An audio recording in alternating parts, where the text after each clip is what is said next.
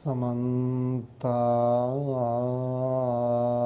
चक्रवालेषु अत्रा गच्छन्तु देवता सद्धम्मं मुनिराजस् सुनन्तो सग्गमोक्खदं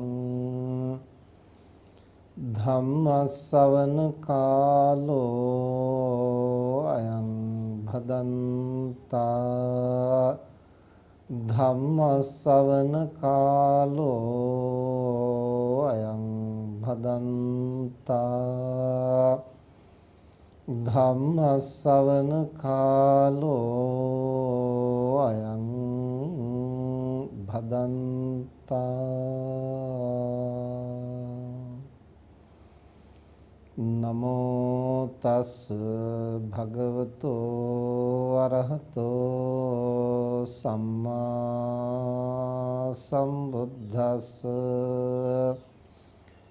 नमो तस् भगवतो अरहतो सम्मा संबुद्धस् नमो तस् भगवतो अरहतो सम्मा संबुद्धस् सब्बे संखारा अनिच्चाति यदा पඤ්ඤාය पස්සති अथ निब्बिन्दति दुःखे एष मग्गो विसुද්ධියාති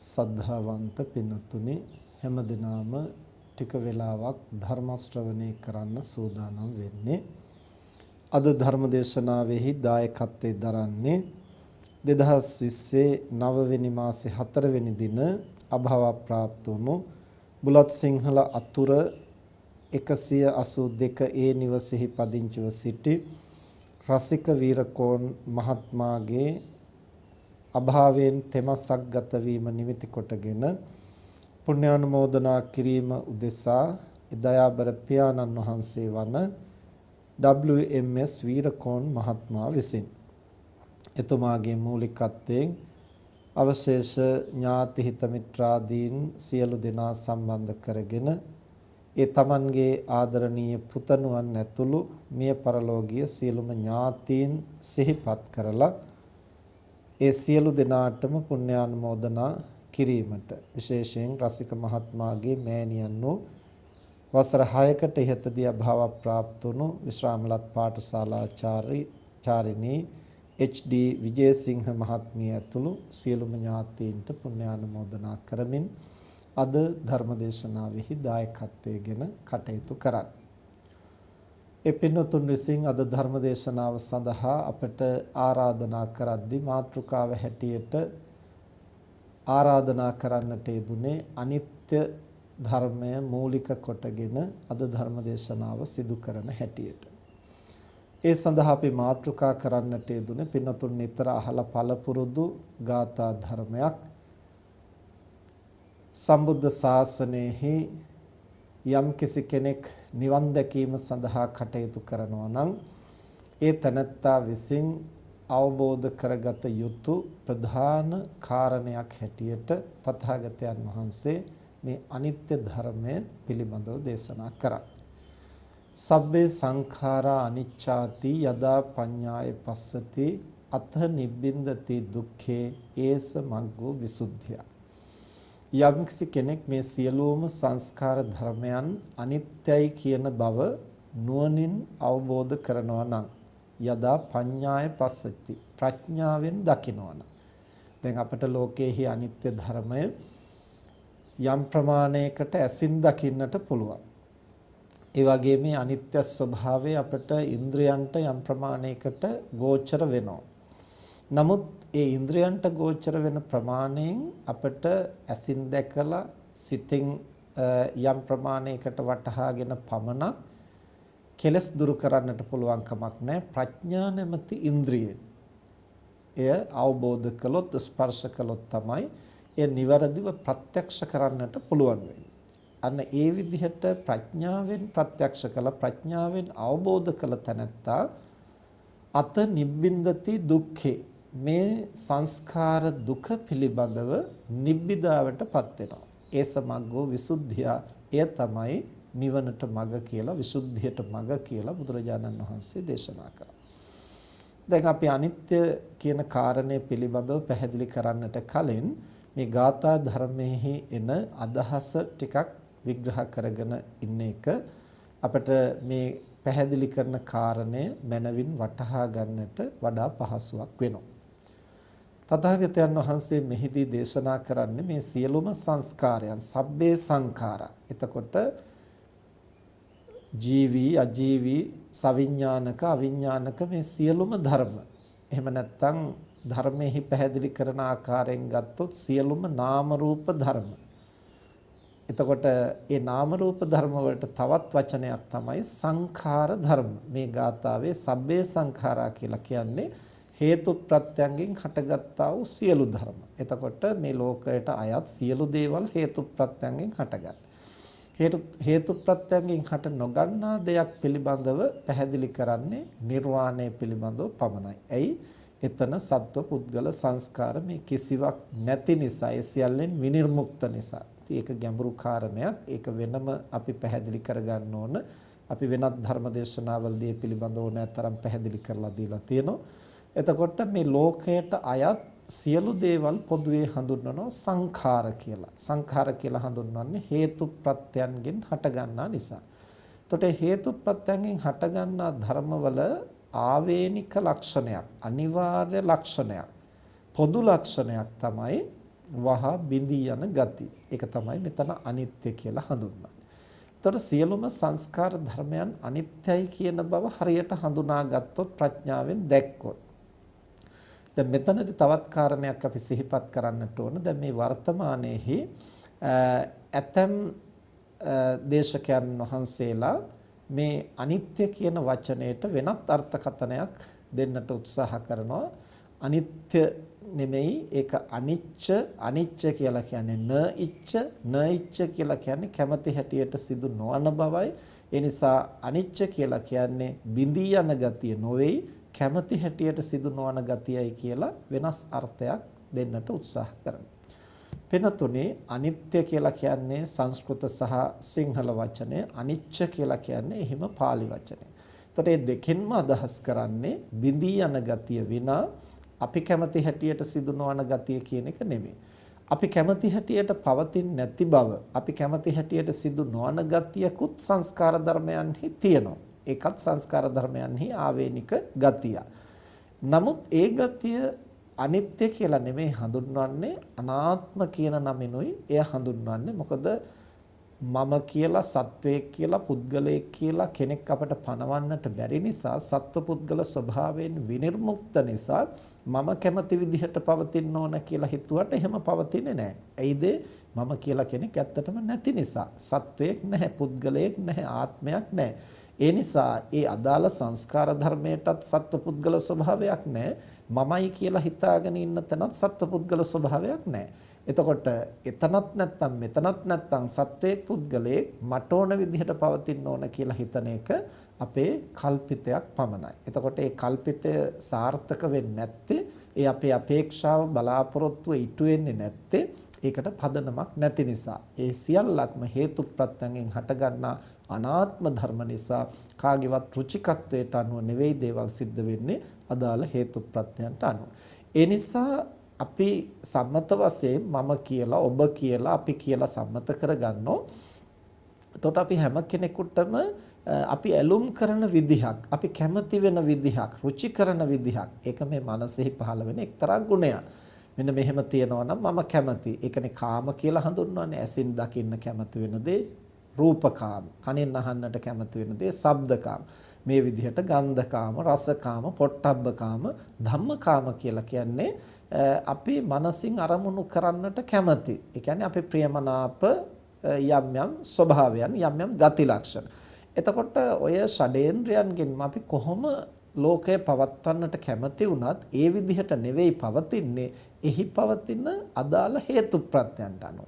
දැන් උදාහරණයක් හැටියට ගත්තොත් මීට තෙමසකට ඉහතදී මිය ගිය මේ රසික වීරකෝන් මහත්මයා තව බොහෝ කාලයක් ජීවත් වෙනවා නම් මේ පියාණන් කැමති, ඥාති හිත මිත්‍රාදීන් කැමති. නමුත් අපේ කැමැත්තට අනුව නෙමෙයි ඔහුගේ ජීවිත පැවැත්ම තීරණය වෙන්නේ.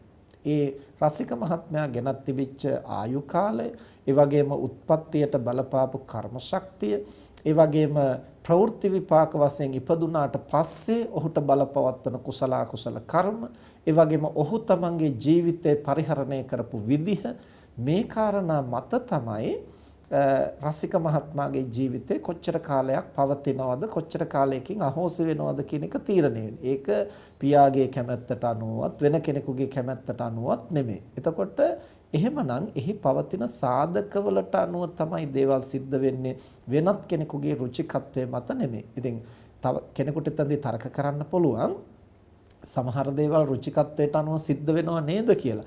රුචිකත්වයට අනුව යමක් සිදු වෙනවා වගේ පෙනෙනවා නම් ඒ රුචි කරන ආකාරයට ගැළපෙන විදිහට හේතු සම්පාදනය වෙලා තියෙනවා නම් ඒසේ සිද්ධ වෙන්නට පුළුවන්. ඒ අපේ රුචිකත්වය නිසා නෙමෙයි, අදාළ හේතු සම්පාදනය වුන නිසා.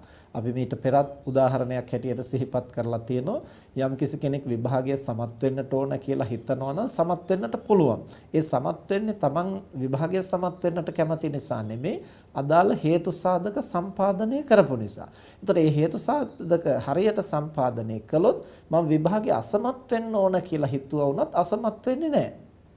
ඒතනත්ත සමත් වෙනවා. ඒ වගේම සමත් වෙන්න ඕන කියලා හිතුවා වුණත් අදාළ සාධක සම්පූර්ණ වෙන්නේ නැතිනම් ඒතනත්ත සමත් වෙන්නේ නැහැ. එහෙමනම් රුචි අරුචිකම මත නෙවෙයි ඒ සිද්ධ වෙලා තියෙන්නේ, අදාළ හේතු ප්‍රත්‍යයන් අනුව.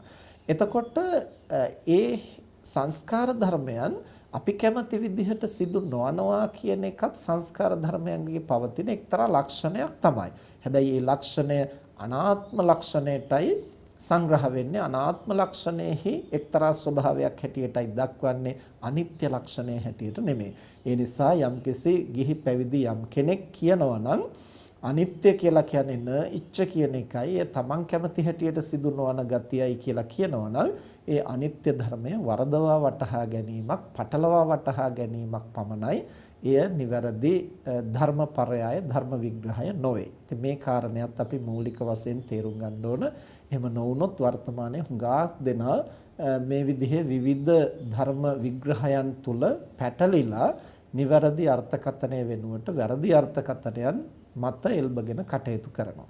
එතකොට සංස්කාර ධර්මයන්හි Taman කැමති විදිහට සිදු නොවන ගතියක් පවතිනවායි කියන එක අපි තේරුම් ගන්නට ඕන. හැබැයි එය වෙනම ලක්ෂණයක්, මේ අනිත්‍ය කියලා කියන්නේ වෙනම ලක්ෂණයක් කියන මේ දෙක වෙන්කොටගෙන අපි මනවින් හඳුනා ගන්නට ඕන. එතකොට බුදුරජාණන් වහන්සේ මෙහිදී දේශනා කරනවා සබ්බේ සංඛාරා අනිච්චාති. මේ සියලුම සංස්කාර ධර්මයන් වහා විනාශ වෙන සුළුයි, නැසෙන සුළුයි, අභාවයට යන සුළුයි, බොහෝ කල් පවතින දේවල් නෙවෙයි කියන මේ කාරණය නුවණින් වටහාගත්තු තැනැත්තා අත නිබ්බින්දති දුක්ඛේ.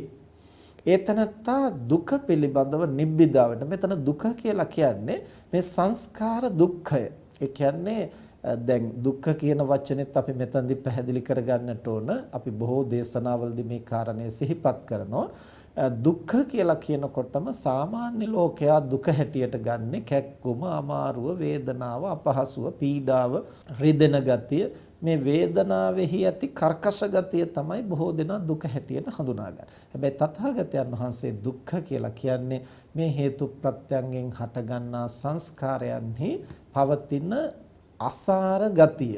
ඒ කියන්නේ ඒවා හේතු ප්‍රත්‍යයෙන් හටගන්න නිසාත් අසාරයි, වහා බිඳී යන නිසාත් අසාරයි, පීඩා ඇති කරන නිසාත් අසාරයි. ඒවා නැවත නැවත නඩත්තු කළ තැනැත්තාට අමුතුවෙන් සිද්ධ වෙන යහපතක්, වගතුවක්, හොඳක් මොකක්වත්ම ප්‍රතිලාභයක් නැහැ. අනන්ත සසරෙහි මේ සංස්කාර ධර්මයන් නැවත නැවත නඩත්තු කරලා, පෝෂණය කරලා, සංරක්ෂණය කරලා අභාවයට ගිහින් ඊළඟ භවයේ උපදිනවා, ආයෙත් දේවල් ගොඩ නගනවා. මේ විදිහට භවෙන් භවයේ අපි කොතෙක් දේවල් ගොඩ නැගුවත් අපට දැන් අනන්ත සසරෙහි අපි එහෙම දේවල් ගොඩ නගමින්, උපදෙමින්, මැරෙමින් ආවයි කියලා දැන් අපට මොනවද ඉතුරු වෙලා තියෙන්නේ? ඒ සසරෙහි ගොඩනගපු කිසිවක් නැහැ. සියල්ල අභාවයට ගිහිල්ලා මේ ජීවිතේ ගොඩනගාගත්තු දේවල් පමණයි. ඒතකොට ඒවත් එක්ක අපි ජීවත් වෙින්දැද්දී ඒවා අභාවයට යනවා. දැන් මේ පියාණන් ජීවත් වෙින්දැද්දී පුතණුවන් අභාවයට ගියා. එතකොට ඒ කුමක් නිසාද? ඒවා අසාර නිසා. එතකොට එහෙම නැත්නම් අපේ අභාවය නිසා අපි මෙතෙක් ඇසුරු කරපු සියල්ලම අපට අහිමි වෙනවා. එතකොට ඔය ක්‍රම දෙකෙන් කවර ආකාරයකින් හෝ සියල්ල අහිමි වෙනවා. යලිත් අපි දේවල් ඒක රාශී කරගන්නවා. ඒවත් අහිමි වෙනවා. මෙහෙම භවයෙන් භවයේ කොතෙක් අපි එක්රැස් කරගත්තත් ඒ සියල්ල අභාවයට යන නිසා ඉතිරි වෙන පවතින සාරවත් වූ කිසිවක් මෙහි ඇත්තේ නැහැ. ඒ නිසා මේ බුදුරජාණන් වහන්සේලා ආර්යයන් වහන්සේලා දුක්ඛ කියලා හඳුන්වන්නේ මෙන්න මේ નિසරු ගතිය, මේ හිස් ගතිය, මේ වගතුවක් නැති ගතිය, ඒ වගේම කොතෙක් නඩත්තු කළත් ඒවෙන් යහපතක් නොවන ගතිය, වටිනාකමක් නැති ගතිය. අන්න ඒක තමයි ආර්යයන් වහන්සේලා දුක්ඛ කියලා හඳුන්වන්නේ. එතකොට සාමාන්‍ය ලෝකයා තමයි අර දුක් වේදනාව මූලික කොටගෙන කටුක වේදනාව දුක හැටියට ගන්න. එතකොට ඔවුන්ට පටලවෙනවා කුමක් නිසාද? කටුක වේදනාව දුකයි, සෞම්‍ය වේදනාව සැපයි කියලා සංස්කාරයන්හි එක් කොටසක් දුක් හැටියටත් එක් කොටසක් සැප හැටියටත් ප්‍රතඥ සත්වයින් වරදවා වටහා ගන්නේ අර වේදනාව මුල් කොටගෙන සැප දුක තීරණය කරන නිසා. ආර්යයන් වහන්සේලා සැප දුක තීරණය කරන්නේ ඒ වේදනාවෙන් තමයි. නමුත් ඒ වේදනාවක් හැටියට සැපයක් වශයෙන් හඳුනා ගන්නා දේත් කිසි තේරුමක් නැති හරයක් නැති નિසරු ධර්මයක් නිසා, කිසිම යහපතක් සිදු නොවන ධර්මයක් නිසා, හේතු ප්‍රත්‍යයෙන් හටගන්න වහා බිඳී යන නැවත නැවත නඩත්තු කලයි කියලා 아무තු අරුතක් නැති නිසා ආර්යයන් වහන්සේලා සැපයත් ඒ අර්ථයෙන් දුක්ඛ කියලා හඳුනා ගන්නවා. එතකොට සාමාන්‍ය ප්‍රතඥයා දුක ප්‍රතික්ෂේප කරමින් සැපයට ඇලුම් කරනවා. ආර්යයන් වහන්සේලා සැප දුක දෙකම නිස්සාර වශයෙන් දකිමින් ඒවාෙහි නොඇලී වාසය කරන්නට මනස සකස් කරගන්නවා. එතකොට දැන් මේ ගාථාවේදී තථාගතයන් වහන්සේ පැහැදිලි කරනවා සබ්බේ සංඛාරා අනිච්ඡාති යදා පඤ්ඤාය පස්සති අත නිබ්බින්දති දුක්ඛේ. අන්නේ විදිහට සියලුම සංස්කාර ධර්මයන් අනිත්‍යයි කියලා හරියට අවබෝධ කරගත්තාම ප්‍රඥාවෙන් ඒ තැනැත්තා මේ සංස්කාර දුක පිළිබඳව නිබ්බින්දති නිබ්බිදාවටපත් වෙනවා. ඒ සමග්ගෝ විසුද්ධිය, එය තමයි විසුද්ධියට හෙවත් කෙලස් ප්‍රහාණය කිරීමට නිවන් දැකීමට මඟ කියලා බුදුහාමුදුරෝ දේශනා කරනවා. එතකොට මොකක්ද මේ නිබ්බිදාවටපත් වෙනවා කියලා කියන්නේ? හුඟක් දෙනා මේ කාරණය හඳුනාගන්නේ නිබ්බින්දති කියලා කිව්වහම පොතපතවලත් පැහැදිලි කරන්නේ කලකිරෙයි කියලා. ඒතර කලකිරෙයි කියන වචනේ නිබ්බින්දති කියන වචනයට නිවැරදි සිංහල වචනේ වෙන්නට පුළුවන්. නමුත් වර්තමාන සමාජයේ කලකිරෙයි කියන වචනය හුඟක් දෙනා හඳුනාගන්නේ යම් සියුම් ද්වේෂ මූලික ස්වභාවයකින් ඇතිවෙන මානසිකත්වයක් පැහැදිලි කරන්න තමයි කලකිරෙනවා කියන්නේ. එතකොට දැන් කලින් කලට පින්නතුනේ නිවැරදි අර්ථ නිවැරදි වචනවලට උනත් වෙනස් අර්ථ සමාජයේ විසින් ආරෝපණය කරගන්නවා. ඉතින් ඒ වගේ වචනයක් තමයි මේ තියෙන්නේ. කලකිරීම කියන එක අතීත කාලයේ හැබැයි අර්ථයෙන් හඳුනා ගන්නට ඇති. නමුත් වර්තමානයේ වෙනකොට බොහෝ දෙනා කලකිරෙනවා කියලා කියන්නේ එච්චර ප්‍රිය නැති, රුස්සන් නැති, ප්‍රසන්න නැති ගතියකට තමයි කලකිරෙනවා කියන්නේ. එහි තියෙන්නේ ද්වේෂ මූලික ගතිය. එතකොට ඒ අර්ථයෙන් අපි කලකිරෙනවා කියලා ගත්තොත් ඒක සුදුසු නැහැ. මෙතන මේ කලකිරෙයි කියන වචනයට ඊටාම සුදුසු, එහෙම නැත්නම් මෙතන නිබ්බින්දති කියන වචනයට ඊටාම සුදුසු අර්ථකථනය කලකිරෙයි කියනවටත් වඩා ඒ නිබ්බින්දති කියන එකේ සංස්කෘත වචනේ ගත්තාම, නිබ්බින්දති කියලා කියන්නේ pāli වචනේ, ඒකේ සංස්කෘත වචනේ තමයි නිර්වින්දති. නිර්වින්දති කියලා කියන්නේ විඳින්නේ නැහැ කියන එකයි. දැන් රෝගියෙක් ශල්‍ය කර්මයක් කරන්න නිර්වින්දනය කරනවා. එහෙම නැත්නම් අපි හදිසි අනතුරකදී අපි සිහිසුන් වෙනවා. ඒතර සිහිසුන් වෙනවා කියලා කියන්නේ ස්වභාවික නිර්වින්දනය. ඒතර එතනින් එහාට අර සිද්ධ වෙන කිසිවක් විඳින්නේ නැහැ. අපි එකවර භීතියෙන් තැතිගත්තොත් අපි නිර්වින්දනය වෙනවා. එතකොට අර කිසිම සංඥාවක් අපි ගන්නෙ නැහැ. එතකොට ඒක තමයි නිබ්බින්දති කියලා කියන්නේ. එතකොට මේ සියලුම සංස්කාරයන් අනිත්‍යයි කියලා හරියට දැක්කොත් හරියට අවබෝධ කළොත් අත නිබ්බින්දති. එතනින් එහාට මේ සංස්කාරයන් විඳින්නට යන්නේ නැහැ. විඳින්නට තරම් ඒවා දෙයක් නැහැ කියලා හරියට වටහා ගන්නවා. අන්න ඒක තමයි අර දුක්ඛ කියලා බුදුහාමුදුරුවෝ මෙතන පැහැදිලි කරන්නේ. අත නිබ්බින්දති දුක්ඛේ. ඒ සංස්කාර ධර්මයන් පිළිබඳව තියෙන නිස්සාරත්වය හරියට වැටහෙනවා. ඒවා අනිත්‍යයි කියලා තේරුම් ගත්තාම. එහෙම තේරුම් ගත්තන් පස්සේ ඒ අසාර වූ අනිත්‍ය වූ සංස්කාර ධර්මයන් ඇලීමෙන් බැඳීමෙන් භුක්ති විඳින්නට යන්නේ නැහැ. ඒවා තියෙන හැටියට තියෙන ඉඩ හැරලා තමන් නිහඬ වෙන්නට, උපේක්ෂා සහගත වෙන්නට ඒ තැනැත්තාට හැකියාවක් තියෙනවා. ප්‍රඥාවෙන් අවබෝධයෙන් ඒ දිහා දකින්නට ඒ තැනැත්තාට පුළුවන්කම තියෙනවා. එතකොට ඒ නිර්වින්දති කියන තැනදී 아무තු කලකිරීමකුත් නැහැ. එපා වීමකුත් නැහැ. දැන් සමහරු කියන්නේ අනේ හාමුදුරනේ මේ ලෝකේ කිසිම ගත යුත්තක් නැහැ. මට නම් දැන් මේ ලෝකේ එපා වෙලා තියෙන්නේ. මේ සසර ගමන එපා වෙලා තියෙන. ඉක්මනින් මේකෙන් නිදහස් වෙන්නට ඕන. එතකොට සමහරු එහෙම කියලා හරියම කලකිරුණු ස්වභාවයෙන් තමයි ජීවිතේ දිහා බලන්නේ. එතකොට එහෙම වෙන්නට හුඟක් වෙලාවට හේතු වෙන්නේ තමන් අකමැති විදිහට දේවල් සිද්ධ වෙලා තියෙනවා. ඒවත් එක්කලා ගැටිලා හැපිලා නොසතුටටපත් වෙලා තමයි දැන් ඒවෙන් අයින් වෙන්නට උත්සාහ කරන්නේ. ඒ ස්වභාවයෙන් අපට කෙලස් නසන්නට බෑ. මොකද ඒ ස්වභාවය තුලම අපට නොදැනී එක්තරා පටික සම්පයුක්ත බව. සියුම් ද්වේෂයක් අපේ මනසේ හට ගන්නවා. ඒතර ද්වේෂය කියන්නේ ක්ලේශයක්.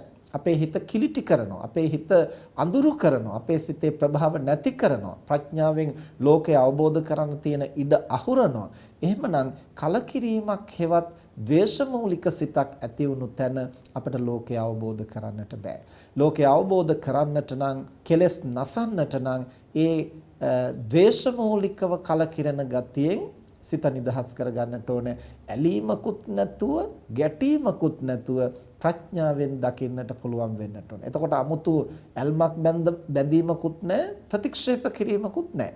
මේක අපි උදාහරණයක් හැටියට ගත්තොත් පින්නතුනේ අපි හිතමු පුංචි කාලේ අපි සරුංගලයක් යවන්න, එහෙම නැත්නම් රබර් බෝලයකින් සෙල්ලම් කරන්න, එහෙම නැත්නම් කුමක් හෝ සෙල්ලම් බඩුවකට අපි තදින් ඇලුම් කරනවා. එතකොට ඒක කවුරු හරි ගෙනත් දුන්නන් පස්සේ බොහොම ආදරයෙන් වැළඳගෙන අනිත් අයට පෙන්නමින් නිදා ගන්නකොටත් ළඟ තියාගෙන උදේ අවදි වෙච්ච ගමන් ආයේ ඒක හොයලා තුරුල් කරගෙන කවුරු හරි ගත්තොත් ඒක ඉල්ලනවා, දුන්නේ නැත්නම් අඬනවා.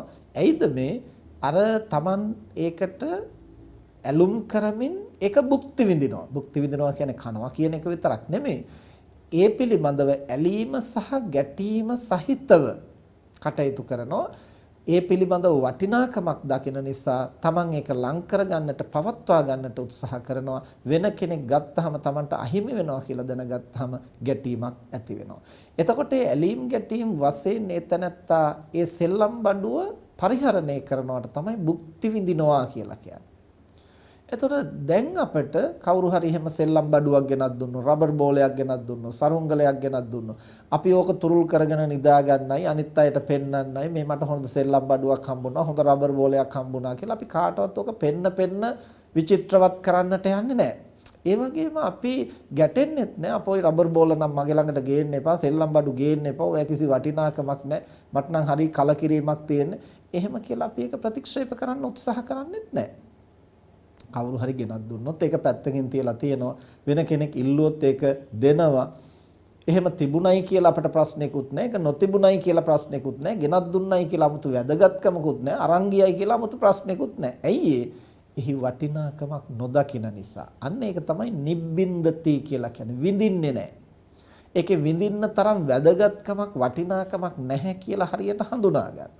බුදුරජාණන් වහන්සේ මේ ගාථාවෙන් අපට පැහැදිලි කරනවා සබ්බේ සංඛාරා අනිච්චාති, සියලුම සංස්කාර ධර්මයන් අනිත්‍යයි කියලා හරියට නුවණින් ස්පර්ශ කළොත්, හරියට නුවණින් අවබෝධ කළොත් අන්න ඒ තනත්තා සියලුම සංස්කාරයන් નિසරු බව දැනගෙන ඒ නිස්සාර වූ සංස්කාරයන් භුක්ති විඳීමෙන් නිදහස් වෙනවා. ඒ කියන්නේ විඳින්නේ නැහැ. ඇලීම් වශයෙන්ුත් ගැටීම් වශයෙන්ුත් ඒවා අල්ලගන්නට උපාදාන කරගන්නට ඒවත් එක පැටලෙන්නට යන්නේ නැහැ. සංස්කාර ධර්මයන් පවතිනවා, නඩත්තු කරනවා, ජීවත් වෙනවා. අර සෙල්ලම් බඩුවක් ගෙනත් දුන්නාම ඒක පැත්තකින් තියලා ඒක තිබුණත් එකයි නැතත් එකයි අපි අපේ කටයුතු කරගෙන යනවා. ඒ වගේ ඒ තැනත්තා අවබෝධයෙන් ක්‍රියා කරනවා මේ සංස්කාර ලෝකයේ පිළිබඳ ඇලීම් ගැටීම් වලින් තොරව උපේක්ෂා සහගතව. ඒස මග්ගෝ විසුද්ධිය, එයයි විසුද්ධියට මග, එයයි කෙලස් නැසීමට මග කියලා බුදුහාමුදුරෝ දේශනා කළා. කුමක් නිසාද? අපි ඇලෙනකොට ඒ තෘෂ්ණාව මූලිකව කෙලස් හට ගන්නවා. අපි ගැටෙනකොට ද්වේෂය මූලිකව කෙලස් හට ගන්නවා. ඇලීම් ගැටීම් දෙකම හටගන්නේ අවිද්‍යාව හේවත් නොයැටීම නිසා. යමෙක් ප්‍රඥාවෙන් මේ සංස්කාර ධර්මයන්ගේ හැබෑ ස්වභාවය අවබෝධ කරනවද, ඒ තැනත්තා ඇලීම් ගැටීම් මුලාවීම් මුල් කොටගත් සියලු ක්ලේශයන්ගෙන් සිත නිදහස් කරන්නට සුදුසුකම් ලබනවා කියන එකයි බුදුරජාණන් වහන්සේ මේ ගාථාවේදී පැහැදිලි කරන්නේ. දැන් එතකොට ඔය විදිහට අපි ගාථා ධර්මයේ මූලික අදහස පැහැදිලි කළේ අපට අනිත්‍ය කියන මාතෘකාව નિවරදිව හඳුනා ගන්නට මේ කාරණා උපකාර වෙන නිසායි.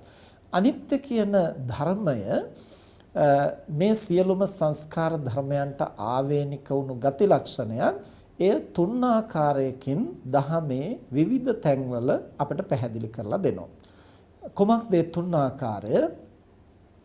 ෂණයක් පාසා සංස්කාර ධර්මයන්හි ඇතිවෙන ෂණික අභාවය. එහෙම නැත්නම් ඒක හඳුන්වනවා ෂණ භංගුරත්වයයි කියලා. එහෙම නැත්නම් ෂණික මරණයයි කියලා. ඒ ෂණික මරණය ෂණ භංගුරත්වයේ හැටියට හඳුන්වන නාම රූප ධර්මයන් ෂණයක් පාසා බිඳී යන ගතිය. ෂණයකින් බිඳෙනවා, ආයත් හේතු ප්‍රත්‍යයෙන් හට ගන්නවා. ආයත් බිඳී යනවා, ආයත් හට ගන්නවා. මේ සියලුම නාම රූප ධර්මයන් ඔය ආකාරයෙන් තමයි ක්‍රියාත්මක වෙන්නේ. අන්නේ ක්ෂණයක් පාසා බිඳී යන ගතිය තමයි සංස්කාර ධර්මයන්ගේ සැබෑ අනිත්‍ය ලක්ෂණය. නමුත් ඒක එකවර ඇහැට පෙනෙන්නේ නැහැ, එකවර සිතට දැනෙන්නේ නැහැ. දීර්ඝ කාලයක් උත්සාහ කිරීමෙන්, ප්‍රඥාව දියුණු කිරීමෙන් ප්‍රඥාව නැමැති ඉන්ද්‍රියට හසු කරගත යුතු ඊටාම සූක්ෂම ධර්මයක් තමයි මේ අනිත්‍ය ධර්මය. ඊළඟට අනිත්‍ය පිළිබඳව අපට පැහැදිලි කරලා දෙන දෙවැනි අවස්ථාව තමයි අර ක්ෂණයක් පාසා බිඳී යන නාම රූප ධර්මයන් දීර්ඝ කාලයක් පරම්පරාවක් හැටියට පැවතිලා ඒ පරම්පරාව අභාවයටපත් වෙන අවස්ථාව. ඒ පරම්පරාව අභාවයටපත් වෙන අවස්ථාව අපි හඳුන්වනවා මරණයයි, සම්මුති මරණයයි, බිඳීමයි. එහෙම නැත්නම් කැඩෙනවා, බිඳෙනවා, කුණු වෙනවා, පර වෙනවා, මරණයටපත් වෙනවා, අහෝසි වෙනවා. මේ ආදී වශයෙන් අපි විවිධ නම් වලින් හඳුන්වනවා මේ සංස්කාර ධර්මයන්ගේ පරම්පරාවක් හැටියට පැවතිලා නිෂේධ වීම, අහෝසි වීම. ඒ අවස්ථාව අපි මරණය හෝ වෙනත් නමකින් හඳුන්වනවා. ඒ අනිත්‍ය ධර්මයේහි තවත් එක් අවස්ථාවක්. අර ක්ෂණයක් පාසා බිඳි යන ගතිය තමයි සැබෑම අනිත්‍ය ධර්මය. ඒ ක්ෂණයක් පාසා බිඳි ගියාට අපට පේනවානේ මිනිස්සු ජීවත් වෙනවා. මිනිස්සු උපන්න හැටියට උපන්න ගමන්ම මැරෙන්නේ නැහනේ. ඒ මිනිස්සු යම්කිසි ආයු කාලයක් ජීවත් වෙනවා. දැන් රසික වීරකෝන් තරුණ මහත්මයා අවුරුදු 46ක් පමණ මේ ලෝකෙහි ජීවත් වුණා.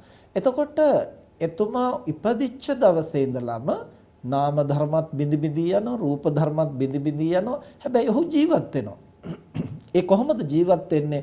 නාම ධර්ම බිඳුනට යලිත් හට ගන්නවා, රූප ධර්ම බිඳුනට යලිත් හට ගන්නවා. ඒ හට ගන්නා නාම රූප ධර්ම පරම්පරාවක් හැටියට බොහෝ කාලයක් සක්‍රිය වෙනවා, ක්‍රියාත්මක වෙනවා. ඒකට අදාළ හේතු ප්‍රත්‍ය තියෙන නිසා. දැන් ඔහොම හේතු ප්‍රත්‍යයන් මත පැවතිලා අවුරුදු 46ක්ම ඒ පරම්පරාව පැවතිලා ඔන්න අභාවයට ගියා.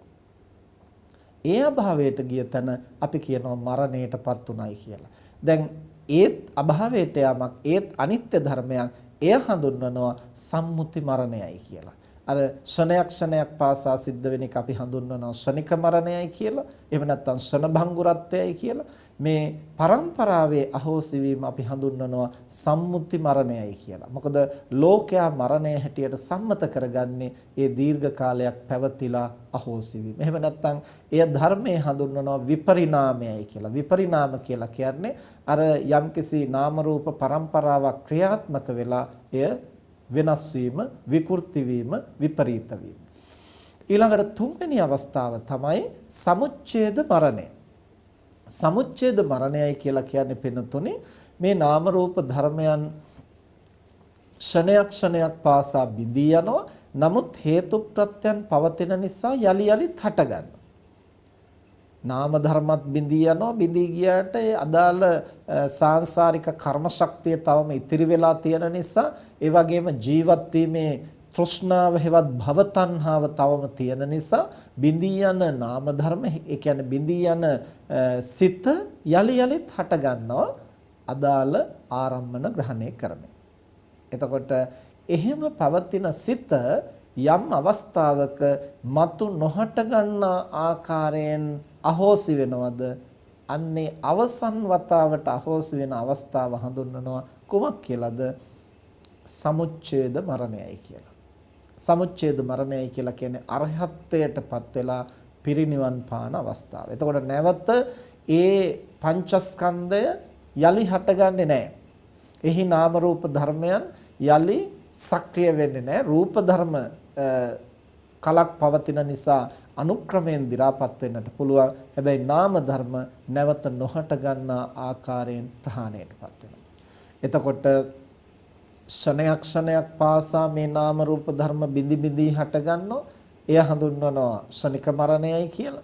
එහෙම බිඳි බිඳි හට ගන්නා වූ නාම රූප ධර්ම වසර ගණනාවක් පුද්ගලයෙක් හැටියට එහෙම නැත්නම් ගහකොළ හැටියට ගේ දොර හැටියට කවර ආකාරයකින් හෝ මේ භෞතික ස්වરૂපයකින් සක්‍රිය වෙලා පෙනී සිටමින් ඒ පරම්පරාව යම් අවස්ථාවක අභාවයටපත් වෙනවා. එය හඳුන්වනවා සම්මුති මරණයයි එහෙම නැත්නම් විපරිණාමයයි කියලා. ඊළඟට නැවත සසරෙහි කිසිදාක නොහට ගන්නා ආකාරයෙන් සියලු හේතු අහෝසි වීම නිසා ඒ අවස්ථාව හඳුන්වනවා සමුච්ඡේද මරණයයි කියලා. ඒ සමුච්ඡේද මරණයයි කියලා කියන්නේ නැවත කිසි කලෙක නොහට ගන්නා ආකාරයෙන් අභාවයටපත් වීම. දැන් එතකොට අපි අනිත්‍ය පිළිබඳව මේ අවස්ථා තුන නිවැරදිව හඳුනාගත්තොත් තමයි අපට අනිත්‍ය පිළිබඳව නිවැරදි වැටහීමක් ඇති කරගන්න පුළුවන් වෙන්නේ. දැන් ඕකෙන් අපි කාටත් ප්‍රකට එක කාරණයක් පමණයි. අර ශනික මරණය කියන ශනයක් ශනයක් පාසා සිද්ධ වෙන අනිත්‍ය ධර්මය අපේ ඇස් දෙකට පැහැදිලිව ප්‍රකට වෙන්නේ නැහැ. අපේ අතට ස්පර්ශ වෙන්නේ නැහැ. ඒ වගේම අපේ සිතටත් පහසුවෙන් හඳුනා ගන්නට බෑ. ඒ ප්‍රඥාවෙන් හඳුනාගත යුතු සියුම් ධර්මතාවයක්. ඒ වගේම සමුච්ඡේද මරණයයි කියන නැවත නොහට ගන්නා ආකාරයෙන් ඒ පංචස්කන්ධය අභාවයටපත් වෙන ගතිය එයත් අපට ඇසට පෙනෙන දෙයක් නෙමෙයි. ඒ වගේම අතට ස්පර්ශ වෙන දෙයක් නෙමෙයි. ඇයිද රහතන් වහන්සේ නමක් පිරිනුවන් පෑවත් ප්‍රතඥ පුද්ගලයෙක් අභාවයට ගියත් අපිට මැරුණා කියලා පේනවා මිස ඒ නාම රූප ධර්මයන්ට මොකද්ද වෙන්නේ? ඒ සිතට මොකද්ද වෙන්නේ කියලා අපිට ප්‍රකට නැහැ. එතකොට ප්‍රතඥ පුද්ගලයෙක් මැරුණාමත් අපි මැරුණා කියලා දකිනවා. රහතන් වහන්සේ නමක් මැරුණාමත් ඒකට වෙන නමක් කියන්න පුළුවන් පිරිනුවම් පෑවා කියලා. හැබැයි පිරිනුවම් පෑවා කිව්වට අපිට පේන්නේ හැට පේන්නේ පුද්ගලයෙක් අභාවයට ගිහිල්ලා මරණයටපත් වෙලා. එතකොට ඒ නාම රූප ධර්මයන් නැවත කිසි කලක නොහට ගන්න ආකාරයෙන් ප්‍රහාණයටපත් වීමත් අපිට ඇසට පෙනෙන කාරණයක් අතට අහු වෙන කාරණයක් නෙමෙයි. එහෙමනම් අපි කාටත් ඉන්ද්‍රයන්ට ගෝචර වූ අනිත්‍ය ලක්ෂණය තමයි විපරිණාමය හෙවත් එහෙම නැත්නම් සම්මුති මරණය කියලා හඳුන්වන මේ නාම රූප ධර්මයන් කලක් සක්‍රියව පැවතිලා අභාවයට යාම සම්මත වශයෙන් අහෝසි වීම තමයි අපි කාටත් ප්‍රකටව පෙනෙන අනිත්‍ය ධර්මය. ඒ නිසා මුලින් අපි එතනින් පටන් ගන්න ඕනේ. එතනින් පටන් අරගෙන ගැඹුරට අපි ප්‍රඥාව විහිදවනකොට තමයි අපට අර ශනික මරණය හඳුනා ගන්නට පුළුවන් වෙන්නේ. ඒ ශනික මරණය සිද්ධ වෙන හැටිත් ඒ ශනික මරණය සිද්ධ වුණාට යලි යලි නාම රූප ධර්ම හට ගන්නා හේතු හඳුනාගත්තාම තමයි ඒ හේතු අහෝසි කිරීමෙන් නැවත නොහට ගන්නා ආකාරයෙන් ප්‍රහාණය කරන්නට පුළුවන් වෙන්නේ. එය තමයි කෙලස් නැසීම සහ පරිනිර්වාණය තුලින් සිද්ධ වෙන්නේ. ඉතින් ඒ ගැඹුරු තැනට යන්නට නම් අපි අනිත්‍යෙහි අපි කාටත් ප්‍රකට වෙන මේ සම්මුති ස්වභාවයේ හේවත් විපරිණාමයේ පිළිබඳව අපේ අවධානය යොමු කරන්න ඕන. කොමක්ද විපරිණාමය කියලා කියන්නේ? මේ නාම රූප ධර්මයන් පරම්පරාවක් හැටියට ක්‍රියාත්මක වෙනකොට එහි නාම ධර්මත් නෙමෙයි විශේෂයෙන් අපට ප්‍රකට වෙන්නේ, රූප ධර්මවල තමයි ඒ විපරිණාමය අපට බොහෝ කොට ප්‍රකට වෙන්නේ. නාම ධර්මවලත් පරම්පරාවක් හැටියට ක්‍රියාත්මක වෙනකොට යම් යම් විපරිණාමයක් සිද්ධ වෙනවා, වෙනස්කමක් සිද්ධ වෙනවා. ඒ වෙනස්කම අපට පහසුවෙන් හඳුනන්නට ලෙහෙසි නැහැ. ඒ ප්‍රඥාවෙන් හඳුනාගත යුතු කාරණය. අපට අනිත්‍ය හැටියට වඩාම ප්‍රකට වෙන කාරණේ තමයි මේ රූප ධර්මයන් පරම්පරාවක් හැටියට පැවතිලා විනාශ වීම, විකෘති වීම. ඒ අපි උදාහරණයක් හැටියට ගත්තොත් පුංචි දරුවෙක් උපදිනවා. ඒ දරුවා එන්න ලොකු මහත් වෙනවා. එතකොට ලොකු මහත් වෙලා යම් කලෙකදී තරුණයෙක් වෙනවා, වැඩිහිටියෙක් වෙනවා, ආපහු අනුක්‍රමයෙන් කය දි รา පත් වෙමින් මහලු වයසටපත් වෙලා මරණයටපත් වෙනවා. මලක් කුඩා මල් කැකුලක් හැටියට හට ගන්නවා. එය මෝදු වෙනවා, එය මෝරනවා, පිපෙනවා, පිපිලා විකසිත වෙලා සුවඳ හමනවා. ඊට පස්සේ ආපහු එය දුර්වර්ණ වෙනවා, ටිකෙන් ටික හැකිලෙනවා, පර වෙනවා, ඊට පස්සේ කුණු වෙනවා, දි รา පත් වෙනවා. මේ විදිහට ලෝකයේ සෑම දෙයක්ම මේ අපට පෙනෙන භෞතික වස්තුන්හි පඨවි ආපෝ තේජෝ වායෝ ආදී මේ රූප කලාපයන්ගෙන් සැදුම් ලද්දා වූ මේ භෞතික ලෝකයේ තුල අපට යම්කිසි වෙනස් වීමක් ප්‍රකට වෙනවා. අන්නේ වෙනස් වීම තුලින් තමයි අපි අනුක්‍රමයෙන් මේ අනිත්‍ය ධර්මයේ ටිකෙන් ටික හඳුනා ගන්නට, වටහා ගන්නට උත්සාහ කළ යුත්තේ. එහෙම නැතුව එකපාරටම අරසණයක් පාසා බිඳී යන කාරණේවත්, එහෙම නැත්නම් සමුච්ඡේද වශයෙන් නැවත නොහට ගන්නා ආකාරයෙන් ප්‍රහාණයටපත් වීමවත් අපිට එකවර අවබෝධ කරන්න බෑ. අපි මූලික වශයෙන් හඳුනාගත යුතු කාරණේ තමයි මේ පරම්පරාවක් හැටියට පැවතිලා වෙනස් වෙන ආකාරය. ඇයිද මේ පරම්පරාවක් හැටියට පැවතිලා වෙනස් වෙනවයි කියලා කියන්නේ? පිනතුනේ දැන් අර පොඩි දරුවෙක් ඉපදුනාට පස්සේ ඒ පොඩි දරුවාගේ සිත ඉපදිච්ච විදිහටම හැමදාම එහෙමම තියෙන්නේ නැහැ. ශණයක් පාසා ඒ සිත හට ගන්නවා, නැවත බිඳී යනවා, නැවතත් හට ගන්නවා, ආයෙත් අරමුණක් ගනිමින් පහළ වෙනවා, ආයෙත් බිඳී යනවා. මේ විදිහට නැවත හටගන්න සිත බිඳී යනවා. බිඳී ගියාට ඒ දරුවා මිය යන්නේ නැහැ. ඒ දරුවාගේ චිත්ත පරම්පරාව එක දිගට පවතිනවා. ඒ නිසා ඒක පරම්පරාවක් කියන්නේ. ඊට අපි රූපය ගත්තන් පස්සේ ඒ රූපය පොඩි දරුවා උපන්න හැටියට මේ රූපය නිට්ටය නම් ඉපදුණු විදිහට මේ දරුවා හැමදාම ඉන්න ඕන. ඇයි? රූපය නිට්ටය නම්. රූපය අනිත්‍ය නිසා තමයි ඒ දරුවා ලොකු මහත් වෙන්නේ. ලොකු මහත් වෙන්නට පුළුවන් වෙන්නේ කොමක් නිසාද? මුලින් හටගත්තු රූප ධර්ම අභාවයට යනවා. අභිනවෙන් රූප කලාප බහුලව හට ගන්නවා. එතකොට දැන් කෙනෙක් හිතන්නට පුළුවන් මුලින් හටගත්තුවා එහෙම තියෙද්දිත් හට ගන්නට පුළුවන් කියලා. ඉතින් ඒ අපිට මතු පිටින් පෙනෙන හැටි. දරුවාගේ ශරීරයේ හටගත්තු ඒ රූප කලාප හැමම තියෙද්දි අලුතෙන් තවත් ඒවා හට ගන්නකොට තමයි මේ වර්ධනය වෙන්නේ කියලා සාමාන්‍යයෙන් ලෝකයා හඳුනා ගන්නවා. නමුත් ඒක නෙමෙයි ධර්මතා හැටියට සිද්ධ වෙන්නේ. හටගත්තු රූප ධර්ම එහිම බිඳී යනවා, අලුතෙන් හට ගන්නවා. ඒ අලුතෙන් හට ගන්නා ස්වરૂපය වඩා වර්ධනය වෙනවා. ඒ වර්ධනය වීම නිසා තමයි ඒ දරුවා ලොකු වෙනවා, වැඩෙනවා කියලා අපිට දැනෙනවා. ඉතින් මේ කාරණා හොඳටම හරියටම තේරුම් ගන්නට නම් අභිධර්මයේ පිළිබඳව යම්කිසි වැටහීමක් අපි ඇති කර ගන්නට ඕන. මේ රූප කියන්නේ මොනවද? රූප කලාප කියන්නේ මොනවද?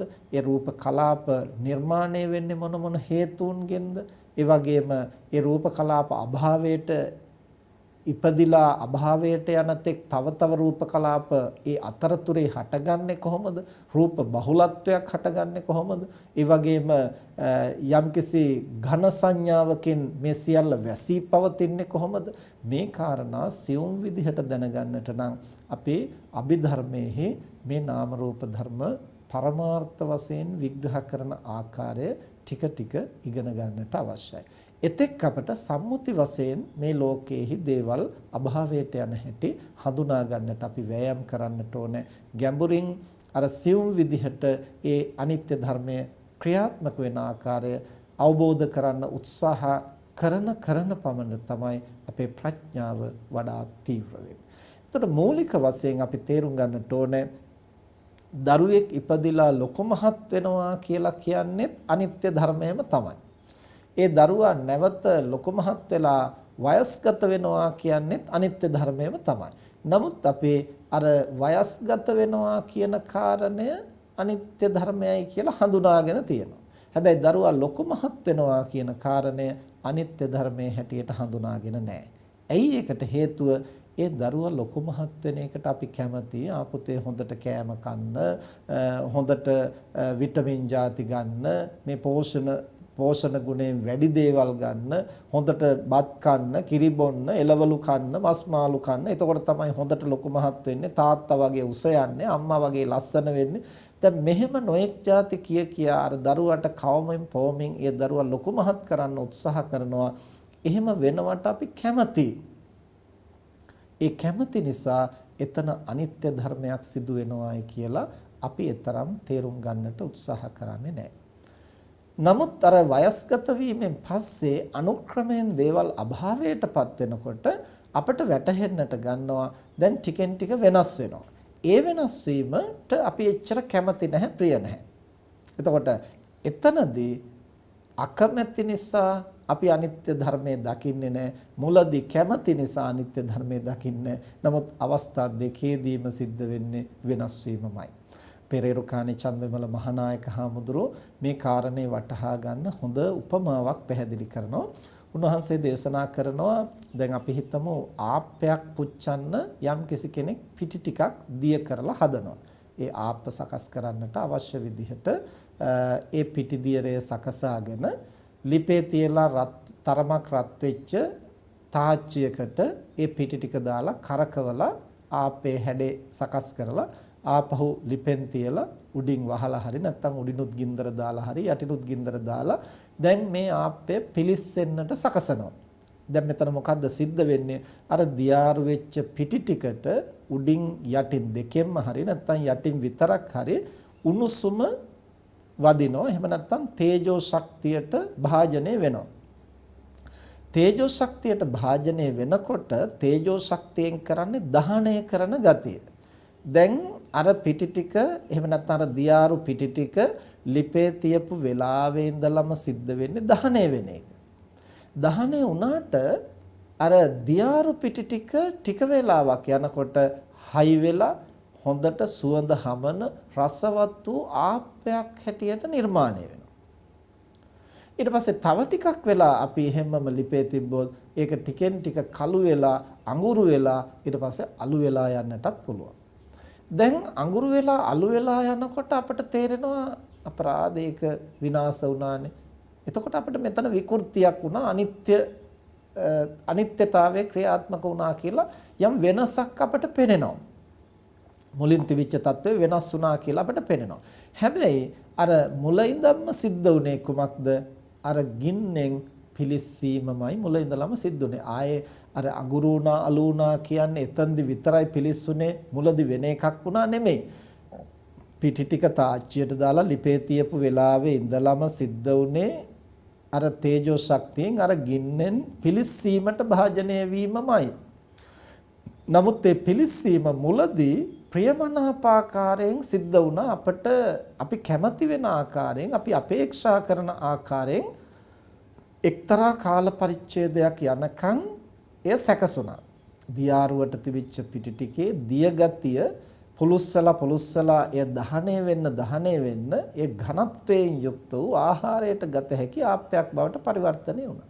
ඊට පස්සේ තව දුරටත් එහි පවතින ආපෝ ගුණේ දහණයටපත් වෙනකොට ඒක අඟුරු වෙලා අලු බවට පත් වෙන්නට පුළුවන්. එතකොට මුල ඉඳලා අග දක්වාම සිද්ධ වුණේ එහි පැවතුණු ආපෝ ධාතුව දහණයටපත් වීමයි.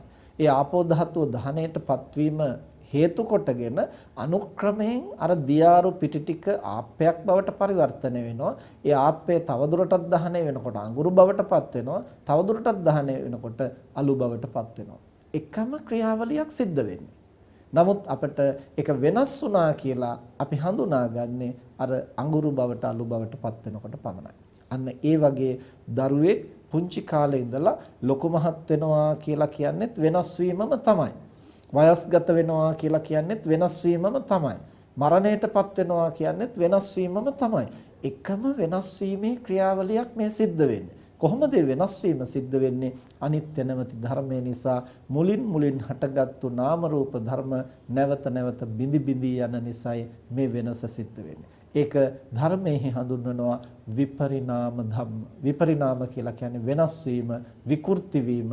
ඒ විකෘතිය සිද්ධ වෙන්නේ මුලින් හටගත්තු නාම රූප ධර්ම ස්ථාවර නැති නිසා, ස්ථිර නැති නිසා, නিত্য නැති නිසා, අනිත්‍ය නිසායි ඒ වෙනස සිද්ධ වෙන්නේ. එතකොට පිනතුනේ දැන් දරුවෙක් ලොකු මහත් වෙනවා අපිට යම් ප්‍රමාණයකට ඉන්ද්‍රයන්ට ගෝචර වෙනවා. දරුවා වැඩිහිටියෙක් වෙන බවත් ඉන්ද්‍රයන්ට ගෝචර වෙනවා. ඒ වගේම වැඩිහිටියා වයසටපත් වීමත් ඉන්ද්‍රයන්ට ගෝචර වෙනවා. වයසටපත් වුණු කෙනා මරණයටපත් වීමත් අපිට ඉන්ද්‍රයන්ට ගෝචර වෙනවා. නමුත් මේ හැමතිස්සෙම මේක පෙනුනට මේ සිද්ධ වෙන්නේ අනිත්‍යයි කියලා ඇයි අපිට වැටහෙන්නේ නැත්තේ? නුවණින් ප්‍රත්‍යවේක්ෂා කරලා එහි ධර්මතාවය හඳුනා නොගන්න නිසා. එහි ධර්මතාවය හඳුනා ගන්නට අපි ක්‍රියාත්මක වෙන්නේ. අන්න ඒ නිසයි බුදුරජාණන් වහන්සේ දේශනා කරන්නේ සබ්බේ සංඛාරා අනිච්චාති යදා පඤ්ඤාය පස්සති. මේක ප්‍රඥාවෙන් දැක්කොත් තමයි මේ සංස්කාර ධර්මයන්ගේ යථා ස්වභාවය දකින්න පුළුවන්. ඇස් දෙකෙන් දැක්කයි කියලා හරියන්නේ නැහැ. හිතෙන් යම් ප්‍රමාණයකට වටහා ගත්තයි කියලා හරියන්නේ නැහැ. දැන් අපි උදාහරණයක් හැටියට ගත්තොත් අපි හිතමු භාජනයක් බිම වැටිලා බිඳෙනවා. මැටි බඳුනක් කියලා හිතමු. එහෙම නැත්නම් වීදුරු බඳුනක් කියලා හිතමු. එතකොට මේ භාජනය බිම වැටිලා බිඳුනහම අපට කෑලි ටික කැඩිලා වෙන් වෙලා අර මුලින් තිබුණු බඳුන දැන් නැහැ. දැන් තියෙන්නේ කෑලි ටිකක් කියලා හොඳටම පේනවා. දැන් මොකද්ද මේ පේන්නේ? අනිත්‍ය ලක්ෂණය. මුලින් බඳුනක් තිබුණා, දැන් බඳුනක් නැහැ. දැන් තියෙන්නේ කෑලි ටිකක්. දැන් එතකොට මේ බඳුන බිඳුනා, තවදුරටත් බඳුනක් නැහැ. දැන් තියෙන්නේ කෑලි ටිකක් කියන එක ඇහැටත් පේනවා, හිතටත් දැනෙනවා. දැන් අපට අනිත්‍ය වැටහිලාද තියෙන්නේ?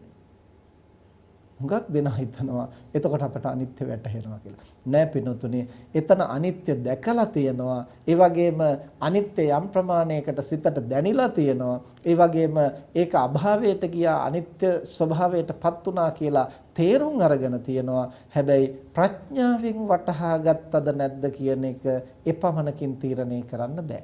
බොහෝ දෙනා ඒ බඳු තැන්වලදී ප්‍රඥාවෙන් වටහා ගන්නෑ. ඇයිද වටහා ගන්න නැහැ කියලා කියන්නේ? වටහා ගන්නේ නැති නිසා තමයි. බඳුන බිඳුණා කියලාත් දකිනවා. දැන් කෑලි ටික විතරයි තියෙන්නේ කියලාත් දන්නවා. දැන් නැවත යථා තත්ත්වයටපත් කරන්න බැහැ කියලාත් දන්නවා. මේ සියල්ල දැනගෙනත් ඒතනත්තාගේ මනසේ රුස්සන් නැති ගතියක් මතුවෙනවා. පොඩි නොමනාපයක් මතුවෙනවා. අපරාධ කියලා හිතන ගතියක් ඇති වෙනවා. ඒ මොකද්ද? ඒ තමයි අනිත්‍ය ධර්මයේ ප්‍රඥාවෙන් වටහා නොගැනීම. අන්න එතනයි අපි හරියට තේරුම් ගන්න ඕන. දැන් අපි හිතමු මේ රසික වීරකෝන් තරුණ මහත්මයා අවුරුදු 46ක් ජීවත් වෙලා රෝගී වෙලා මරණයටපත් වුණා. දැන් ඔහු මරණයටපත් වෙලා තෙමසක් ගත වෙනවා. දැන් තාත්තා දන්නවා, අනිත් ඥාතීන් දන්නවා ඔහු අභාවයට ගිය බව. එතකොට දැන් ඒ අභාවයට ගිය ශරීරය නැවත රසික වීරකෝන් හැටියට නැවත ආපහු එන්නේ නැහැ කියලාත් අපි හොඳටම දන්නවා. එතකොට ඉපදුනා, ජීවත් වුණා, මැරුණා, දැන් නැවත ඒ ස්වරූපයෙන් එන්නේ නැහැ. බෞද්ධයෝ හැටියට අපි දන්නවා මැරුණු සැනින්ම තවත් තැනක ඔහු ඉපදිලත් ඇති.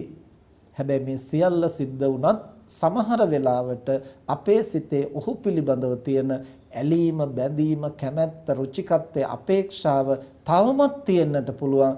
ඔහු මැරුණා කියන කාරණය මෙච්චර දැනත් ඔහුගේ මරණය ගැන සිහි වෙනකොට තවමත් අපට දුකක්, ශෝකයක්, ਸੰతాපයක් මතුවෙන්නට පුළුවන්. ඒ කොමක් නිසාද?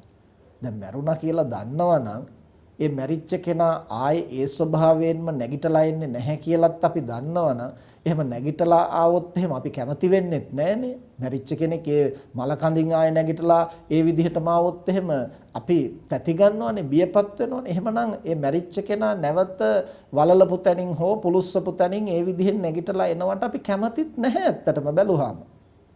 එතකොට ඒ කැමති නැති වුණත් ඔහු මැරුණයි කියලා අපි දැනගත්තා වුණත් බෞද්ධයෝ හැටියට ඒ මැරිච්ච තැනත්තා තවත් තැනක දැනටමත් ඉපදිලා කියලා අපි පිළිගත්තා වුණත් තාමත් ඔහුගේ අභාවය ගැන සිහිපත් වෙනකොට දුක ශෝකේ මතුවෙන්නේ කුමක් නිසාද? ඒ මරණය කියන එක අපි ප්‍රඥාවෙන් පිළිගන්නට තවම සූදානම් නැහැ. පින්නතුනේ කෙනෙකුගේ අභාවයේදී අපට දුක ශෝකේ ඇති වෙන්නේ ඒ තැනත්තා මැරුණු නිසා නෙමෙයි. අපට මුලින් බැලූ බැල්මට පෙනෙන්නේ, හිතෙන්නේ, දැනෙන්නේ ඒ තැනත්තා මිය ගිය නිසායි අපට මේ ශෝකය ඇති වෙන්නේ කියලා. නැහැ පින්නතුනේ, මිය ගිය නිසා නෙමේ ශෝකය ඇති. එහෙනම් කුමක් නිසාද? අපි උදාහරණයක් හැටියට ගත්තොත් මෙහෙම හිතන්නකෝ. දැන් ඔන්න අපි වඩාම ආදරය කරන, ප්‍රිය කරන කෙනෙක්. අම්මා හරි, තාත්තා හරි, බිරිඳ හරි, සැමියා හරි, දරුවා හරි, සහෝදර සහෝදරියන් හරි, කවුරු හෝ Taman වැඩිපුරම ඇලුම් කරන කෙනෙක්. අපි හිතමු හදිසි අනතුරකට ලක් වෙලා එසැනින්ම මිය යනවා. දැන් එතකොට ඒ තැනත්තා මරණයටපත් උනායි කියලා දැනගත්තාම අපිට බලවත් වූ දුකක්, වේදනාවක්, ශෝකයක් මතුවෙනවා. හඬනවා, වැළපෙනවා, විලාප නගනවා, සමහරට දවස් ගණනක්, සති ගණනක්. දැන් අපි හිතමු ඒ තැනත්තා හදිසි අනතුරට භාජනය වෙලා ඒ වෙලේම මිය ගියේ නැහැ. ඔහු ඉක්මනට රෝහලට අරගෙන ගිහිල්ලා යන්තම් ජීවිතේ රැකගත්තා. දැන් ඔහු එලවත් මෙලවත් අතර ජීවත් වෙන්නේ. හෘදයක මැෂින් එකකින් වැඩ කරනවා, පෙනහළු තව මැෂින් එකකින් වැඩ කරනවා. දැන් ඔහුට සිහිය එනවා, සිහිය නැති වෙනවා. දැන් වෛද්‍යවරු කියනවා මේ තත්වෙන් ඔහුට කවදාවත් ප්‍රකෘතිමත්ව දෙපයින් නැගිටලා යන්නට ලැබෙන්නේ නැහැ. මොකද මේ අනතුරෙන් ඒ තරම් බරපතල හානියක් ස්නායු පද්ධතියට සිද්ධ වෙලා තියෙනවා. ඔහු ජීවත් වුණත් ඔහුට දෙපයින් නැගිටින්නට බෑ. නමුත් දැන් අර මැෂින් වලින් හෘදය පෙනහළු වැඩ කරනවා. යන්තම් සිහිය එනවා, සිහිය නැති වෙනවා. අපි යනවා බලන්න උදේට, හවසටත් යනවා, අදත් යනවා, හෙටත් යනවා, ලබන සතියෙත් යනවා, ඊළඟ සතියෙත්, ඊළඟ මාසෙත්, මෙහෙම මාස ගණනාවක් අපි එක දිගට උදේ හවස බලන්න යනකොට අර තැනත්තා එලවයි මෙලවයි අතර, ජීවිතයයි මරණයයි අතර දුක් විඳින ආකාරය දකිනකොට, නැවත ඔහුට ජීවිතේ පවත්වන්නට ප්‍රකෘති මට්ටමින් බැහැ කියලා දැනෙනකොට, ඇඳේම ඉඳලා ටිකෙන් ටික තුවාල වෙලා ඇඳ වන හැදිලා තවත් පීඩා විඳිනවා කියලා දැනෙනකොට, මේ උත්සාහයෙන් ප්‍රයෝජනයක් නැහැ කියලා හරියටම වැටහෙනකොට, මාස ගණනක් මෙසේ ගත වෙනකොට අපට කුමක් හිතෙයිද? එතකොට අපිටම හිතෙන්න පුළුවන් මෙහෙම දුක් විඳිනවට වැඩිය හොඳයි ඉක්මනින් පරලෝ යනවා නම්. එතකොට දැන් අර වෛද්‍යවරයා කිව්වොත් දැන් ඔන්න මේ උපකරණ අයින් කරන්න පුළුවන්. තව දුරටත් මොහුගේ ජීවිතේ රැකෙන්නේ නැහැ. දැන් මොලේ මරණයටපත් වෙලා දැන් හෘදය ක්‍රියාත්මක වෙන්නේ මේ උපකරණ වලින් පමණයි. දැන් මේවා ඉවත් කරන්න පුළුවන්. එතකොට අර උපකරණ ටික ඉවත් කරපු ගමන් ඔහුගේ පෙනහළු හෘදය එහෙමම නවතිනවා. දැන් ඔහු මරණයටපත් වුණා කියලා අපි දැනගන්නවා. දැනගත්තාම දැන් අර හදිසි අනතුරටපත් වෙලා ඒ වෙලේම මරුණාම අපි අඬනවා, වැළපෙනවා, විලාප කියනවා සති ගණන්. දැන් ඔහු මේ විදිහට මරුණා කියලා දැනගත්තාම අපි සති ගණන් හඬා වැළපෙයිද? එහෙම නැත්නම් තවත් දුක් විඳින්න නැතුව ඔය තරමින් හරි අභාවයට ගිය එක හොඳයි කියලා අපි සැනසීමටපත් වෙයි. බොහෝ විට සිද්ධ වෙන්නේ දෙවනි කාරණේ. ඒ කියන්නේ තව දුරටත් දුක් විඳින්න නැතුව ඔය තරමින්වත් මරණයටපත් වෙච්ච එක ලොකු දෙයක් කියලා අපට හැඟෙනවා. එතකොට දැන් මාස 3කට ඉහතදී හදිසි අනතුරට භාජනය වෙලා ඒ වෙලේම මිය ගියා නම් අපි අඬනවා, වැළපෙනවා, දුක් වෙනවා. දැන් මේ මාස 3කට පස්සේ මරණයටපත් වුනහම ඇයි අපි හඬන්නේ, වැළපෙන්නේ, දුක් වෙන්නේ නැත්තේ? ඒ තනත්තාමනේ, ඒ ඥාතියාමනේ, ඒ ආදරය සෙනෙහස එහෙම්මමනේ. වෙනසක් වෙලා නැහැනේ. ඔහු එක්කලා අමනාපුනේ නැහැනේ, තරහ වුනේ නැහැනේ, විරුද්ධ වුනේ නැහැනේ. නමුත් පෙරදී ඔහු මැරුණාම මාස 3කට කලින් මැරුණාම හඬා වැළපෙනවා. මාස 3කට පසුව මැරුණාම ඒ මැරිච් එක හොඳයි කියලා අප විසින්ම හිතනවා. ඉතින් මරණය නිසා නම් අපි හඬා වැළපෙන්නේ මාස 3කට කලින් මැරුණත් අඬන්න ඕන, මාස 3කට පසුව මැරුණත් අඬන්න ඕන. එහෙනම් අපි හඬලා තියෙන්නේ ඔහුගේ අභාවය නිසා නෙමෙයි. ඒ අභාවය, ඔහුගේ මරණය පිළිගන්නට අපේ සිත සූදානම් නැතිකම නිසා. එතකොට මාස 3කට කලින් හදිසි අනතුරකටපත් වෙලා වහා ඔහු අභාවයට ගියාම අපි හඬන්නේ වැළපෙන්නේ ඔහු මිය ගිය බව දන්නවා. ඒක S2කටත් පේනවා. ඇහැටත් අනිත්‍ය ප්‍රකටයි, සිතටත් අනිත්‍ය ප්‍රකටයි. හැබැයි ප්‍රඥාවට එය හසු වෙලා නැහැ. ප්‍රඥාවෙන් එය ප්‍රකට කරගෙන නැහැ. ප්‍රඥාවෙන් එය ස්පර්ශ කරලා නැහැ. ඒ නිසා දන දනත් එය ප්‍රතික්ෂේප කරනවා. දන දනත් එයට මනසින් විරුද්ධ වෙනවා. ඒක දන දනත් අනේ තව ටික කාලයක් ජීවත් වුණා නම් අපරාධනේ මෙහෙම වුනේ, මම හිටියා නම් යන්න දෙන්නේ නැහනේ, ඉක්මනට අපට රෝහලට අරන් ගියා නම් බේර ගන්න තිබුණා. දැන් මේ සියල්ලක්ම නොවුණු දේවල්. ඒ නොවුණු දේවල් සිහි කර කර අපි ශෝක වෙන්නේ ඒ තනත්තාගේ මරණය නිසා නෙමෙයි, එය පිළිගන්නට තාම අපි සූදානම් නැති නිසා.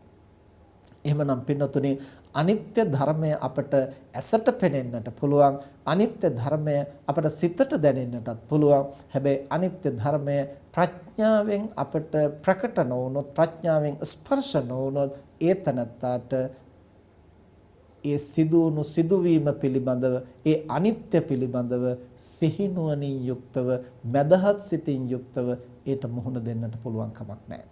භාජනය බිඳුණයි කියලා දන්නෝ, ඒක මැටි බඳුනක් නිසා බිම වැටුනහම කැඩෙනවා බිඳෙනවා කියලාත් අපි දන්නෝ. ඒක අනිත්‍ය ධර්මයයි කියලාත් අපි දන්නෝ. ඒක දැන් S2කටත් පේනවා. ආයෙ එකතු කරන්න බෑ කියලාත් දන්නෝ. ඒ සියල්ල දැන දැන් ඒක සිදුවෙච්ච කෙනා අතින් වරදක් සිද්ධ වුණා. නමුත් ආයෙ ඒක ආපස්සට යවන්න බෑ කියලාත් අපි දන්නවා. මේකට කෑ ගැහුවයි කියලා හිත නරක කරගත්තයි කියලා ආයෙ භාජනයේ කෑලි ටික එකට එකතු වෙන්නේ නැහැ කියලාත් අපි දන්නවා.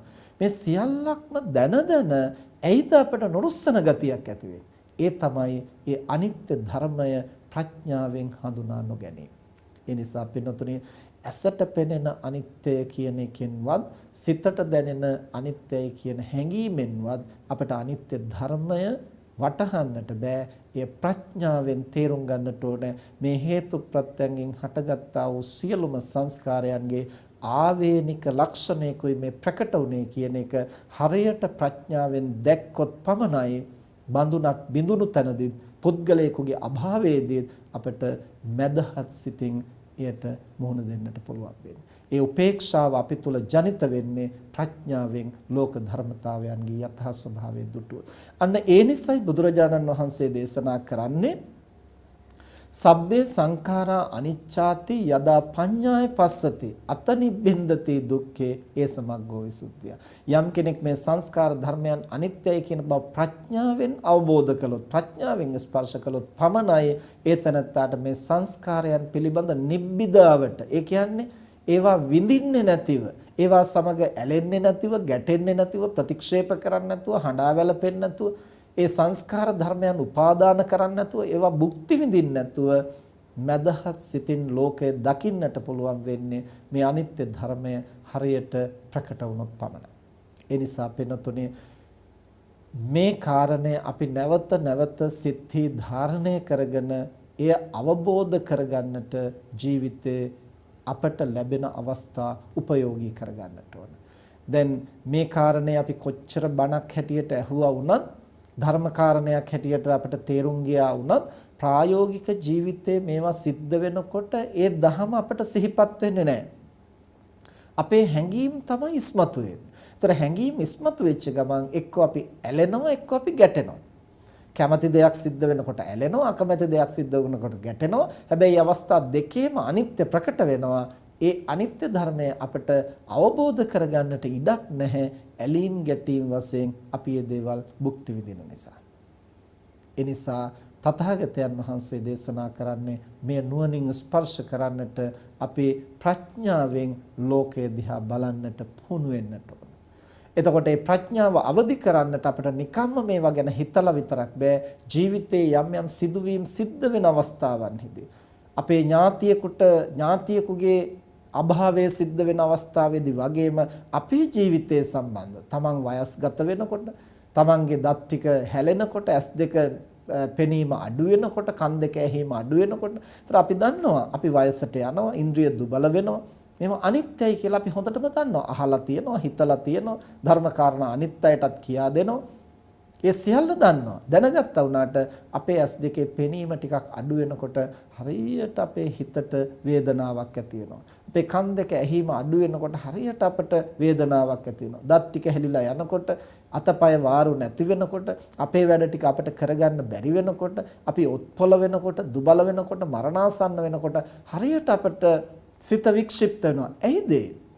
මේ සියලු සංස්කාර ධර්මයන් අනිත්‍යයි කියලා අහලා තිබුණත්, දැනගෙන තිබුණත්, ඇස් දෙකට පෙනුණත්, ස්පර්ශ වුණත් අපි ඒ ප්‍රඥාවෙන් වටහාගෙන මදහත් වෙන්නට සූදානම් නැහැ. තවමත් අපි කැමති හැටියට ඒවා විය යුතුයි කියලා හිතනවා, හංගිනවා. එහෙමනම් පින්නතුනි, අපට මේ සංස්කාර ධර්මයන්හි මේ කියන දෙවන අවස්ථාව, ඒ කියන්නේ අනිත්‍ය ධර්මයේ අවස්ථා තුනක් ගැන අපි සඳහන් කළා. ඒ අවස්ථා තුනක් හැටියට අපි දැක්ුවාට එකම අනිත්‍ය ධර්මය එකයි. ඒ කුමක්ද අනිත්‍ය ධර්මය කියලා කියන්නේ? හටගත් නාම රූප ධර්මය වහා බිඳී යන බව තමයි අනිත්‍ය ධර්මය කියලා කියන්නේ. එතකොට මේ වහා බිඳී යන එක ක්ෂණයක් පාසා සිදුවෙන ක්‍රියාවලිය අපි හඳුන්වනවා ශනික මරණයයි කියලා. ඒ ක්ෂණයක් පාසා සිද්ධ වුණාට ලෝකේ හැම දෙයක්ම හටගත්තු ගමන් අභාවයට යනවා, අපට ප්‍රකට වෙන්නේ නැහැනේ. ඒවා පුද්ගලය හැටියට, ද්‍රව්‍ය හැටියට යම් කාලයක් රැඳී පවතින බවකුත් අපට පේනවා. ඒ කොමක්ද? ඒ නාම රූප ධර්මයන්ගේ පරම්පරාවේ ක්‍රියාකාරීත්වය. ඒ පරම්පරාව අභාවයට යනකොට එය අපට ඇසට පෙනෙනවා, අතට ස්පර්ශ වෙනවා, සිතට දැනෙනවා. ඒ අවස්ථාව හඳුන්වනවා සම්මුති මරණය, එහෙම නැත්නම් විපරිණාමය කියලා. ඒ විපරිණාම අවස්ථාව තමයි අපිට වටහා ගන්නට වඩා පහසු අවස්ථාව. ඒන් තමයි අපි අනිත්‍ය ධර්මය අවබෝධ කරන්නට ප්‍රවේශයක් ලබා ගත යුත්තේ. ඊළඟට තුන්වෙනි අවස්ථාව තමයි ඒ හටගන්නා වූ නාම රූප ධර්මයන් හටගන්න හේතු හඳුනාගෙන නැවත නොහට ගන්නා ආකාරයෙන් අහෝසි කරන්නට පුළුවන් නම් එය හඳුන්වනවා සමුච්ඡේද මරණයයි. එහෙම නැත්නම් නැවත නොහට ගන්නා ආකාරයෙන් අභාවයටපත් වීම හේවත් පරිණිරවාණයටපත් වීම හැටියට. එතකොට ශනික මරණය, සම්මුති මරණය, සමුච්ඡේද මරණ වශයෙන් තුන්ආකාර මරණයක් හැටියට දක්වන්නේ මේ අනිත්‍ය ධර්මය අපට ප්‍රකට වෙන අවස්ථාවන් තුනක්. ඒ වගේම එය වෙනත් නම් වලින් හඳුන්වනවා ෂණ භංගුරත්වය, විපරිණාමය සහ පරිණිරවාණය කියන වචන වලිනුත් ওই අවස්ථා තුන හඳුන්වනවා. ඒයින් අපට පළමු අවස්ථාව සහ අවසන් අවස්ථාව ඊටා සූක්ෂමයි. එය හඳුනා ගන්නට නාම රූප ධර්මයන්ගේ විශේෂ විභාග පිළිබඳව යම් වැටහීමක් අපි ඇති කර ගන්නට ඕනේ. එතෙක් අපට සම්මත වශයෙන් ලෝකේ හඳුනා ගත හැකි අනිත්‍ය ලක්ෂණය තමයි අර විපරිණාමයේ හැටියට කලක් පැවතිලා ඒ පරම්පරාවේ අභාවය සිද්ධ වෙන අවස්ථාව. නමුත් එයත් අපට වටහා ගන්නට බැරි වෙලා තියෙන්නේ කුමක් නිසාද? ඇලීම් ගැටීම් වශයෙන් හැඟීම් වලට වහල් වෙලා ලෝකයේ භුක්ති විඳිනවා විනා සිදුවෙන ධර්මතාවය අවබෝධ කරගන්නට සූදානම් නැති නිසා. ඒ නිසා සත්ව පුද්ගල හැටියට අපි හඳුනාගෙන හිටියට මේ සියලු තැන ක්‍රියාත්මක වෙන්නේ නාම රූප ධර්ම සමූහයක් පමණයි. ද්‍රව්‍ය උපකරණ හැටියට අපි හඳුනාගෙන තිබුණට ඒවාෙහි ක්‍රියාත්මක වෙන්නේ රූප ධර්ම පමණයි. මේ නාම රූප ධර්ම අදාළ හේතු ප්‍රත්‍ය තියෙන තාක්කල් යම් කලක් පවතින්නට පුළුවන්. පැවතිලා යම් හේතු පදනම් කොටගෙන ඒ පරම්පරාව අහෝසි වෙන්නට පුළුවන්. මේ අවස්ථාව අපේ ජීවිතයේ විවිධ අවස්ථාවන්හි හමු වෙනවා. ඒ හමු වෙන අවස්ථාවන්හිදී හැඟීම් බරව මුසපත් වෙනවා වෙනුවට ප්‍රඥාවෙන් ඒ ධර්මතාවයේ තේරුම් ගන්නට උත්සාහ කළොත් අනිත්‍ය ධර්මය ප්‍රකට කරගන්නට ඒ අපට මහෝපකාරී වෙනවා. ඒ නිසා මේ විපරිණාමයේ හෙවත් සම්මුති මරණයේ හැටියට හඳුන්වන නාම රූප ධර්මයන්ගේ පරම්පරාවක් හැටියට පැවතිලා අභාවයට යන දැසට ප්‍රකට වෙන සිතට හසු වෙන මේ ප්‍රකට අනිත්‍ය ධර්මය මුල් කොටගෙන අනුක්‍රමයෙන් අනිත්‍ය ලක්ෂණය අවබෝධ කොට ගන්නට මේ අසු දහම් කරුණු හැම දිනාටම මහෝපකාරී වේවා කියලා ආශිර්වාද කරනවා. මෙතෙක් වේලා ධර්ම ශ්‍රවණේ කිරීමෙන් සිදු කරගත් සියලු කුසල් දෙවියන් සහිත ලෝකයාටත් මේ පරලෝකීය ඥාතීන්ටත් ඔබ අප හැම දිනාටමත් බුදු පසේ බුදු මහරහතන් වහන්සේ නිවී සැනසී පැමිණ වදාළ උතුම් නිවනින් සැනසීම පිණිසම හේතු වේවා කියලා ප්‍රාර්ථනා කරා. ආකාසට්ඨා ච භුම්මට්ඨා දේවානාග මහිද්దికා පුඤ්ඤන්තං අනුමෝදිත්වා චිරං රක්ඛන්තු ශාසනං ආකාසට්ඨා ච භුම්මට්ඨා දේවා නාග මහිද්దికා පුඤ්ඤන්තං අනුමෝදිත්වා චිරං රක්ඛන්තු දේශනං ආකාසට්ඨා ච භුම්මට්ඨා දේවා නාග මහිද්దికා පුඤ්ඤන්තං අනුමෝදිත්වා චිරං රක්ඛන්තු ත්වං සදා.